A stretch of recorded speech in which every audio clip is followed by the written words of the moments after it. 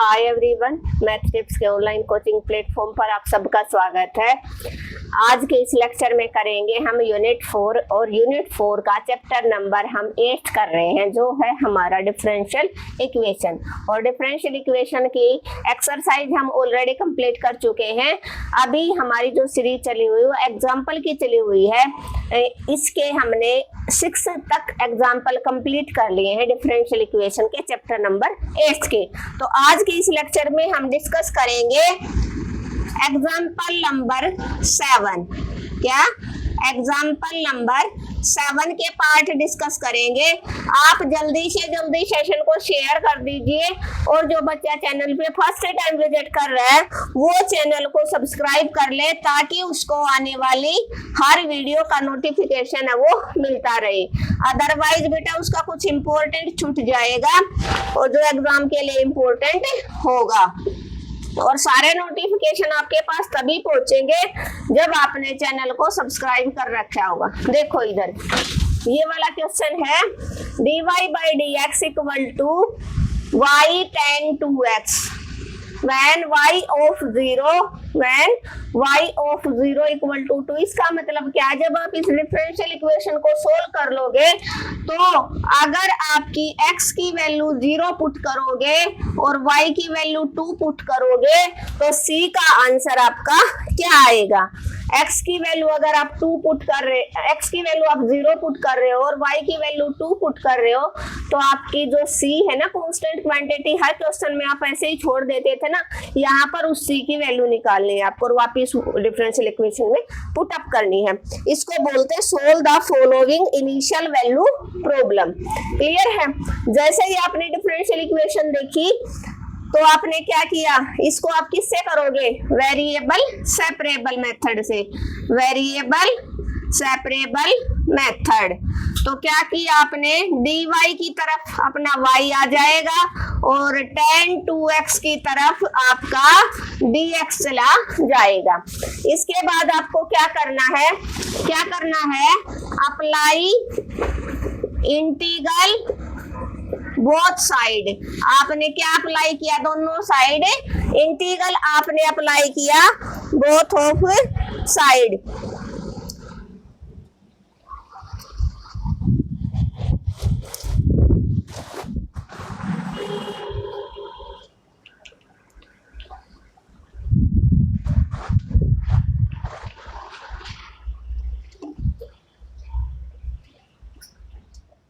जैसे ही आपने इंटीग्रल अप्लाई किया बोथ साइड तो आप क्या करोगे? dy upon y equal to tan 2x into dx। आपको पता है tan x का कोई भी इंटीग्रल नहीं होता डायरेक्ट फॉर्मूला पढ़ा था ना मैंने, सेकंड स्क्वायर का तो होता है, तो tan का अपना log की फॉर्म में होता है। किसकी फॉर्म में? log की फॉर्म में। तो 1 बाई y का इंटीग्रल आपको पता है क्या होता है? log mod y और tan 2x। क्या? tan 2x का आपका इंटीग्रल क्या रहेगा?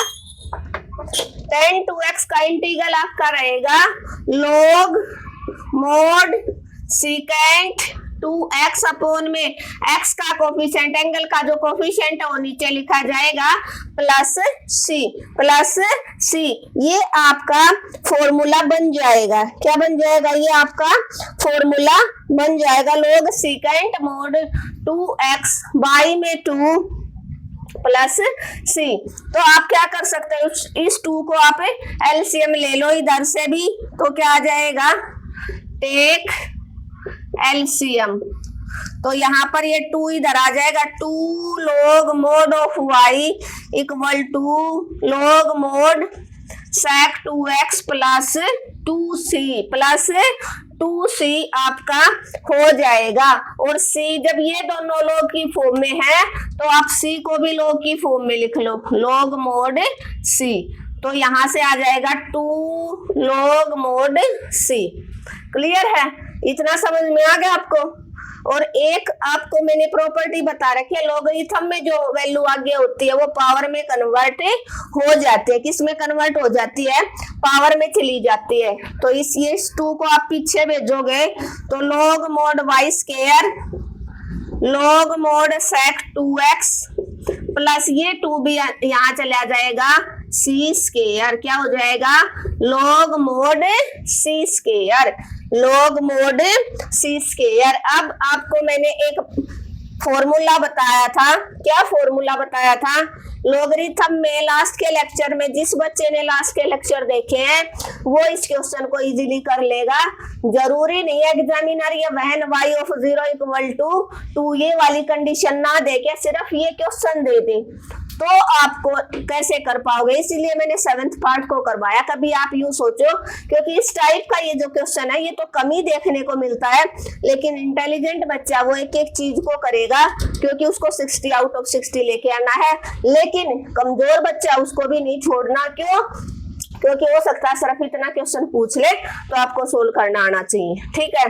तो log u plus log v को आप कैसे करोगे? यहाँ पर हम करेंगे log mod y square log u plus v log u into v, तो क्या हो जाएगा secant 2x इंटू में c square, secant 2x into में secant स्केयर। अब क्या करोगे लॉगरिथम हटा दो, दोनों तरफ taking anti log both side, आपने दोनों तरफ जैसे एंटी लॉग लिया तो y square is equal to sec 2x into में c स्केयर, इंटू में c स्केयर। अब ये वैल्यू पुट कर दो, x की जगह 0 पुट वैल्यू, x की जगह 0 y की जगह 2।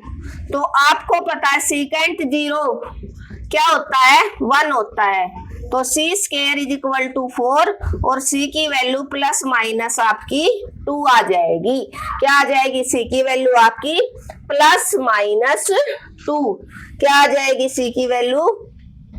c1 स्केयर, c1 था ना, c स्केयर था, c स्केयर को आप क्या कहोगे, क्या बोलोगे आप? इस c स्केयर को आप c1 बोल दो, जो c स्केयर था ना, जैसे ही आपने किया तो एंटी लॉग लिया तो यहाँ पर c1 बोल दो, इसको क्या बोल दो c1। तो c1 की वैल्यू आपकी क्या हो जाएगी 4, क्या हो जाएगी c1 की वैल्यू 4, क्या हो जाएगी 4। क्लियर है? क्यों? क्योंकि secant x कोस x का पता है ना आपको, कोस 0 1 और sec 0 दोनों की दोनों वैल्यू 1 होते हैं, टेबल से आपको अच्छे से पता है। देखो एक बार क्विक रिवीजन इसका मैं करवा देती हूँ। क्या कहता है dy upon dx equal to y tan 2x है। हर एक क्वेश्चन को आपको डीपली स्टडी करना है। एक लिए डिफरेंशियल इक्वेशन है वो कई मार्क्स की आएगी, 2 तो ऑब्जेक्टिव मिलेंगे आपको और 1-2 क्वेश्चन है वो 4 मार्क्स के देखने को मिलेंगे, तो इसको हल्के में आप बिल्कुल भी ना लें। तो क्या हो जाएगा, वेरिएबल सेपरेबल मेथड आपने यूज किया, y इधर आया tan 2x dx उधर चला गया। आपको पता है tan 2x का इंटीग्रल क्या होता है log mod secant x, log mod secant 2x, x का कोफिशिएंट आपको पता है, एंगल का कोफिशिएंट हम नीचे रखते हैं 2 प्लस log c, क्यों? क्योंकि ये log में है तो c को भी हम log में रखेंगे।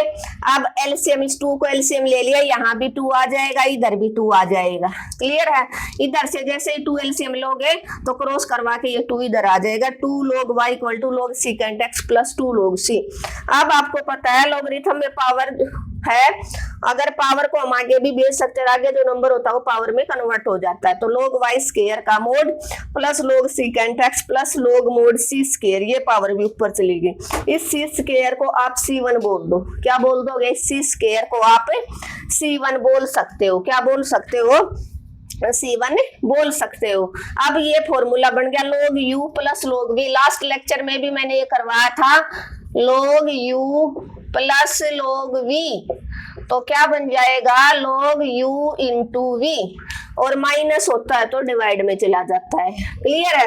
तो ये c जो c स्क्वायर था, क्या c स्क्वायर और secant 2x दोनों मल्टीप्लाई में हो जाए, दोनों तरफ एंटी लॉग आपने लिया तो लॉगरिथम कैंसिल हो जाता है, y square equal to secant 2x into c square को आपने c1 बोल दिया। तो अब वैल्यू पुट कर दो, x की जगह 0, y की जगह 2, तो y की जगह 2 तो 2 का होल स्क्वायर 4 और secant 0 1 होता है, तो c1 की वैल्यू आपकी क्या आ जाएगी 4 आ जाएगी।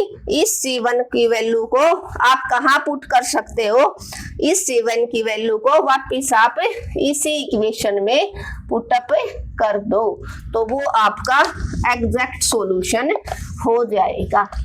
क्या हो जाएगा? Exact solution. डिफरेंशियल इक्वेशन की प्लेलिस्ट मैंने अलग से बना रखी है, एग्जाम्पल की अलग बना रखी है और क्वेश्चंस की अलग, ताकि आपको जो क्लास है वो ढूंढने में परेशानी ना हो। क्लास नंबर 1, 2, 3, 4 ऐसे सीरियल वाइज मैंने चला रखी है, ताकि आप फर्स्ट क्लास पढ़ो, उसके बाद सेकंड पढ़ो, थर्ड पढ़ो। आपको अगर आपने एक क्लास पढ़ी तो इतनी मैं शॉर्ट ही देती हूँ, आपको 100% समझ में आएगा। क्लियर है? तो यहाँ पर आप C1 की वैल्यू पुट कर दो, put value of C1 equal to 4, तो y स्क्वायर की वैल्यू क्या हो जाएगी? सीकेंट 2x इंटू C1 की वैल्यू थी 4। ये आपका कंप्लीट आंसर हो जाएगा। क्लियर है? और आप एक लेक्चर को कम से कम इंटेलिजेंट बच्चा 2 या 3 टाइम्स देखे और उसके बाद खुद सोल्व करे, और जो वीक बच्चा हो 5 टाइम्स हर लेक्चर को देखे, ताकि आपको अच्छे से समझ में आए। और जो चैप्टर नंबर 9 है ना स्टैटिक्स, उसके एग्जाम्पल करवाने की जरूरत नहीं है कोई भी, क्योंकि उसके एग्जाम्पल आपके नहीं आएंगे। उसका जो क्वेश्चन और एग्जाम्पल दोनों एक जैसे ही है, तो उसके एग्जाम्पल देखने को नहीं मिले। वहां से आपको, अगर आपने एक्सरसाइज पूरी कर ली ना, एक्सरसाइज के मैंने क्वेश्चन करवा रखे, सिर्फ आप वो लेक्चर देख लेना, फिर एग्जामिनर चाहे कितनी भी स्टेटमेंट चेंज कर ले, भाई मीन निकालना तो मीन का एक ही फॉर्मूला है, sum of x i f i upon में सम ऑफ एफ आई, कोई भी स्टेटमेंट दे दे। क्लियर है? अगर उसने फ्रीक्वेंसी साथ में, मीडियन का एक ही फॉर्मूला, मोड का एक ही फॉर्मूला है, मीन डेविएशन अबाउट मीन का, मीन डेविएशन अबाउट मीडियन का, उसका कोफिशिएंट का, ये 5-4 फॉर्मूले हैं। सीवी क्या होता है, एसडी क्या होता है, ठीक है, तो एमडी क्या होता है, मीन डेविएशन, इंट्रोडक्शन अलग से डाल रखा है, और लेक्चर मैंने जो क्वेश्चन है वो अलग से डाल रखे हैं। तो कोई भी क्वेश्चन करने से पहले उसके इंट्रोडक्शन के 2 लेक्चर मिलेंगे आपको, एक शायद फर्स्ट में और एक बीच में मिलेगा, जहां से आपका एसडी और एमडी शुरू हुआ था। ठीक है, अभी हम इसके सेकंड पार्ट में, तो आप वहां से उसका एक एक क्वेश्चन करो, ताकि फिर आपका वहां से कितने मार्क्स का क्वेश्चन आएगा? 8 मार्क्स का 100% श्योर है भाई। 8 मार्क्स का क्वेश्चन कोई नहीं रोक सकता, चाहे mean deviation about mean, mean deviation about median पूछे, या सिंपल मीन पूछ ले, सिंपल मीडियन पूछ ले, जो भी पूछेगा, लेकिन 8 मार्क्स का 100% श्योर है। और मेरे ख्याल से 10-12 ही क्लास हैं, उन 10-12 क्लास को जो बच्चा अच्छे से कर लेगा उसका क्वेश्चन नहीं रहेगा। 10 मार्क्स का आएगा चैप्टर नंबर कौन सा?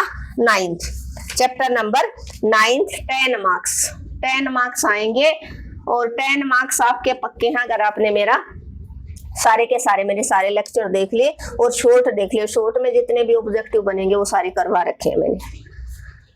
x-1 इनटू में dy by dx equal to 2xy।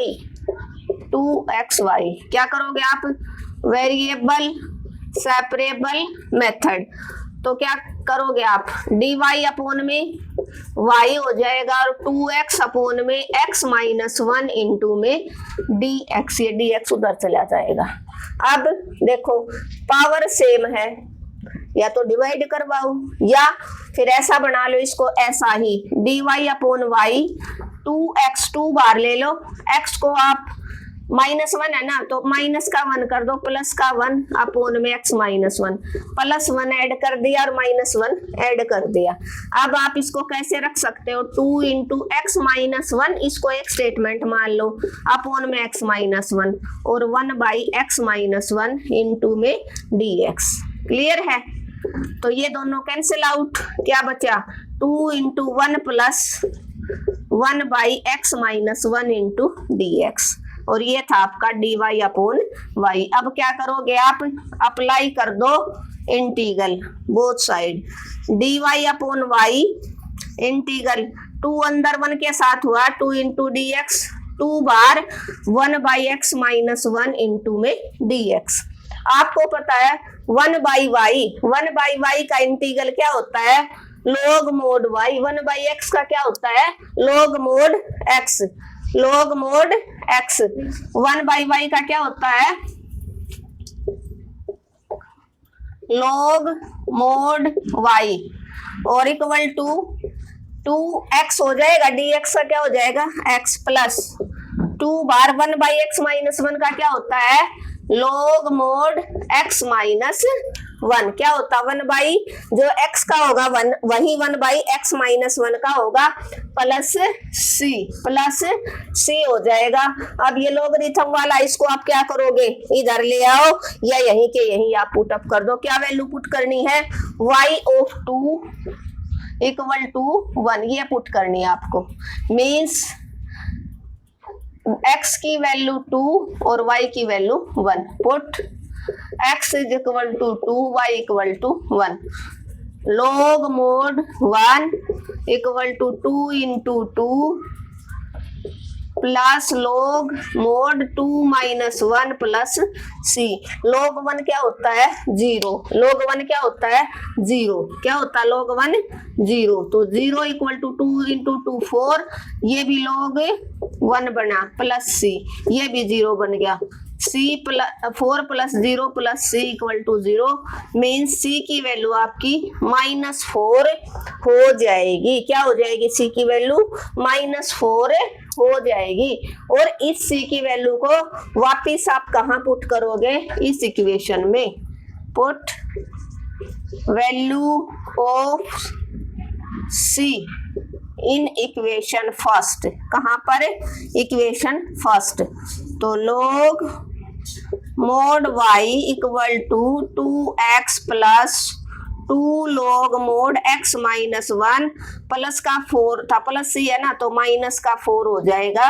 ये आपका फाइनल आंसर हो जाएगा। क्या हो जाएगा ये आपका फाइनल आंसर। छोटा सा था क्यों करवा रही हूं मैं वो मोटिव समझो मेरा कि हो सकता है ये वाला क्वेश्चन इस टाइप का जो वैल्यू पुट अप करने वाला है ना ये तो कम पूछा गया है इसके चांसेस कम है, लेकिन इसी क्वेश्चन को अगर ये वाली वैल्यू ना देकर सिंपल वेरिएबल सेपरेबल मेथड से भी पूछ लेगा कि इसने एग्जांपल नंबर 7 था वो किया है कि नहीं, इनिशियल वैल्यू को ये जानता है या नहीं जानता। तो एक बार जो स्मार्ट बच्चा होगा वो सब कुछ डिटेल में पढ़ेगा, आपको एक भी चीज नहीं छोड़नी है। ठीक है, डिफरेंशियल इक्वेशन कुछ एक 10-12 लेक्चर एक्सरसाइज के 10-12 लेक्चर है वो एग्जाम्पल के। एग्जाम्पल मैंने सोल्यूशन दे रखा था लेकिन जब आप समझते हो तो आपके दिमाग में एकदम से सेट हो जाता है।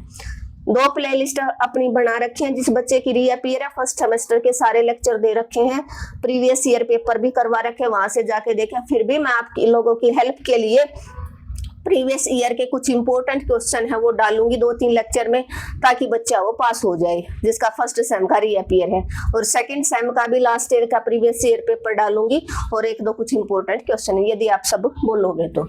x minus 1 dy by D X equal to 2xy था तो dy variable separable method use किया आपने, dy है वो अपोन में नहीं जा सकता ना dx, तो y वेरिएबल इधर आ जाएगा dy upon y 2x upon x minus 1 into dx आपका बन गया। अब आपने देखा इसको कैसे सोल्व करें 2 बार, क्योंकि दोनों की पावर सेम है या तो डिवाइड करो उसमें फिर बड़ा हो जाएगा। तो आपने क्या किया 2 बार ले लिया, इस x में 1 ऐड कर दिया और 1 सब्ट्रैक्ट कर दिया। सब्ट्रैक्ट करने वाला आगे लिख दिया, ऐड करने वाला पीछे, क्योंकि आपस में कट गया x का x ही रहा, सेम वैल्यू ऐड और सब्ट्रैक्ट हम कर सकते हैं।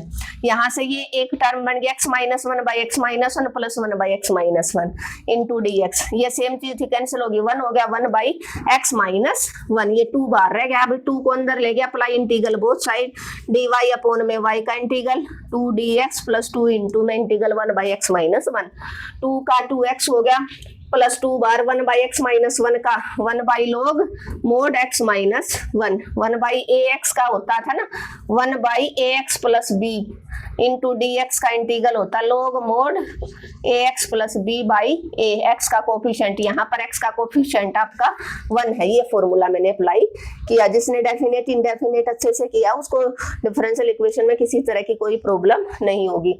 अब ये वैल्यू पुट कर दिया हमने, y ऑफ 2 इक्वल टू 1 दे रखा था, इसका मतलब मतलब x की वैल्यू 2 पुट करोगे और y की 1, x की 2 y की 1 यहाँ पर हमने पुट कर दी, x की 2 y की 1, log mod 1 वैल्यू होती है 0, 0 + 2 × 2 4, 2 - 1 1, ये भी 0 बन गया, c की वैल्यू -4, c की वैल्यू को वापस यहाँ पर इक्वेशन 1 में पुटअप कर दी, जो आपका फाइनल सॉल्यूशन हो जाएगा। अब इसके 2 ही पार्ट बचते हैं, उनको हम नेक्स्ट लेक्चर में करेंगे, वरना लेक्चर ये काफी बड़ा हो जाएगा। Thank you everyone.